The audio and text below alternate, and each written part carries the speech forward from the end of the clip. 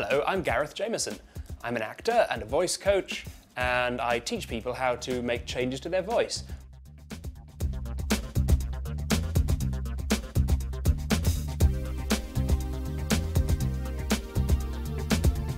If you want to disguise your voice, there's bad news. You probably can't. You can change the way you sound on the surface, but the voice quality that you have is specific to you and different for every single person. It's determined by the shape of your vocal cords, their thickness, the length of your throat, the shape of the back of your throat, the shape of your mouth, the shape of your lips, the way your teeth sit. All of this affects your voice, and very little of that can be changed. So if you want to disguise your voice for immoral purposes, I recommend not trying it, because you probably won't be able to. You won't fool a careful listener, and you almost certainly won't fool a voice-recognizing piece of software, and they do exist. But if people aren't listening for your voice, you can probably trick them a little bit into thinking it's someone else. Listen to voices on cartoons like The Simpsons or Family Guy. All those different characters are done by just a few different people.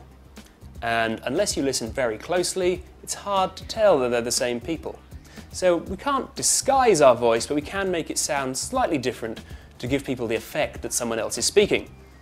The things you can change about your voice are your accent, your intonation, your diction, your rate of speech, your voice quality, and your volume. So we'll look at those one by one and see how we can change them and see if I can disguise my voice in the process. So first of all, accent. If you want to change your accent to another accent, that takes a lot of work in itself, but many of us have one accent that we're particularly good at. Mine is Cockney, I'm quite good at that, so I'm going to disguise my voice using a Cockney accent. You can choose one that's good for you. If you want to learn how to do other accents, there are other videos on this site that'll teach you about different accents.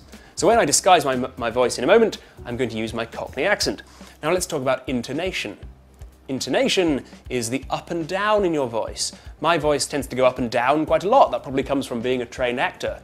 But some people speak all on one level, down here, all very monotone. So you can change that to make yourself sound different. But also, my voice is naturally fairly low. So I can fool people by taking the whole thing up and being higher in pitch. So I can still be monotone, but just higher up. So I can talk up here, quite monotone but quite high. Like someone like David Beckham.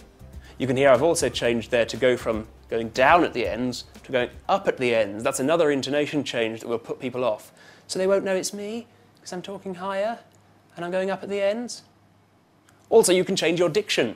If you're somebody who speaks very precisely, which I think I do, with very clear and crisp consonant sounds, you can weaken them and make them less distinct, so you're not moving your mouth as much, so that not as much is coming out, it's not as clear, mumbling a little bit.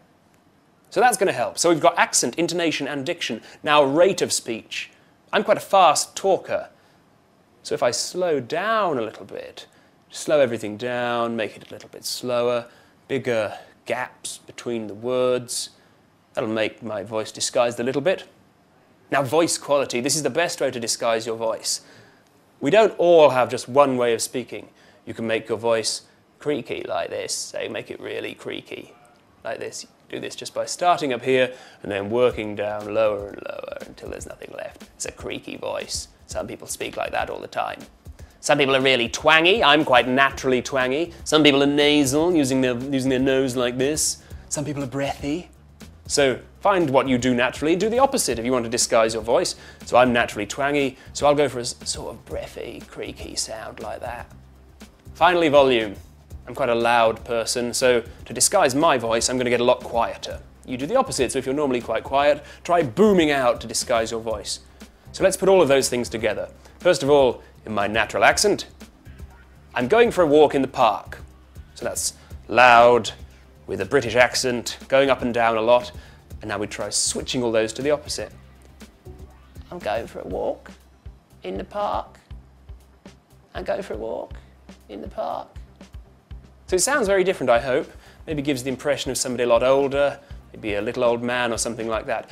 Playing with your voice like this is a great way to work on your voice and speech. And I'm sure if you just try doing silly voices, reading from children's books, you'll quickly learn how you can disguise your voice too.